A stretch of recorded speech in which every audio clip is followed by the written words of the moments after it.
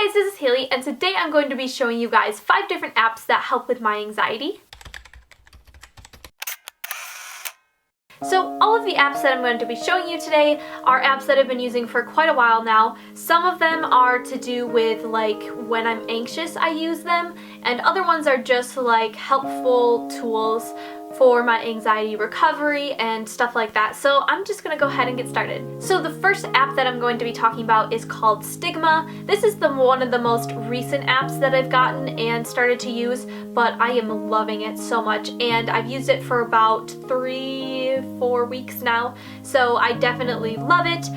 This app is a mood journaling app, and this is something that my psychologist recommended that I start doing, just to see like over time how my mood like fluctuates and see if there's any certain patterns to it. I just really like this app. So how it works is you just hit the little journal entry button and it lets you pick through a series of words.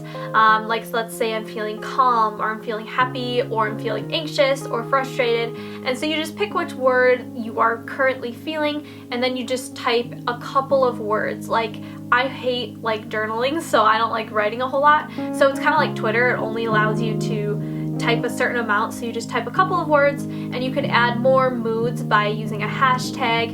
And I just think this is so super useful. But this app shows like different words that are to do with different emotions.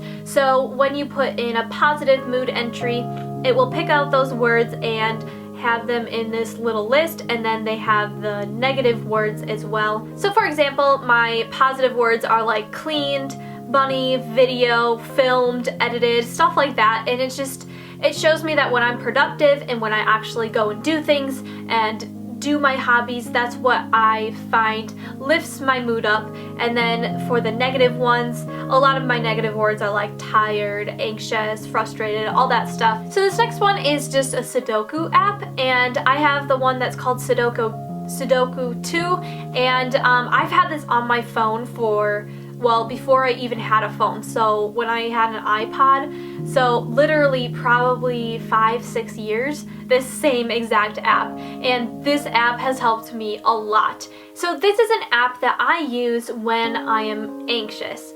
A lot of times I'm using this during a panic attack or an anxiety attack, a time where I am just so anxious that I just cannot stand it. And this app is super helpful because it's using the other part of your brain. So you have like, I think it's like a left and a right side of your brain, and when you're anxious, you're using one side of your brain. And so if you can get your mind to think logically about something and like use it like kind of mathematically, or puzzle solving, that is using a different side. So it takes your focus from anxiety to solving a puzzle. So I don't know if I really like explained that scientifically enough, but that's just kind of a brief explanation about why it works. So the next app is something that comes on all iPhones, and it's just the podcast app. And other phones that aren't iPhones have podcast apps as well. And pretty much what the podcast app helps me with is they have two specific anxiety related podcasts that I really like. So I'm gonna go ahead and tell you what they are. The first one is called The Anxiety Guru Show, and I'll just put the name up on the screen. I love this podcast. He isn't currently podcasting at the moment. He's taking a break, but there is so many old podcasts that you can go and listen to that I think are wonderful. It just gives you like little tips on what to do when you're anxious, and they have like different different things for different situations. So I really enjoyed that one. My second favorite is the Anxiety Coaches podcast. This one's probably more well known. It's not my favorite app, like my favorite podcast.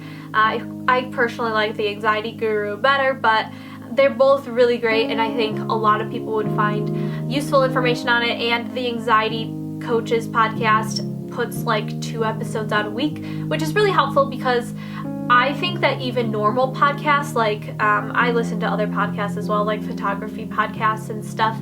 So just listening to anything sometimes can calm me down, or especially at night, if I can't get my brain to calm down, I'll just listen to a podcast, and that really helps.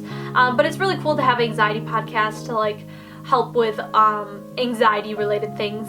The next app is another app that comes with every single phone, not even just iPhones or smartphones, and that is the texting app. So I think the texting app is really helpful when I'm really anxious, because especially if I'm not around people I know, I can text my mom or I can text my friends and be like, hey, I'm really anxious right now. And sometimes just telling someone you're anxious and like getting it off your chest really helps relieve some anxiety. So I think that is really useful, especially like during panic attacks and stuff. I like to be with people I know, and so it's good to like text or call someone even if you're in that situation. And another little texting app that isn't necessarily this isn't part of my 5 app things, but I thought this was cool, and I personally have never used it, so I don't want to like include it in the 5 favorite apps, but it's called Emergency Chat,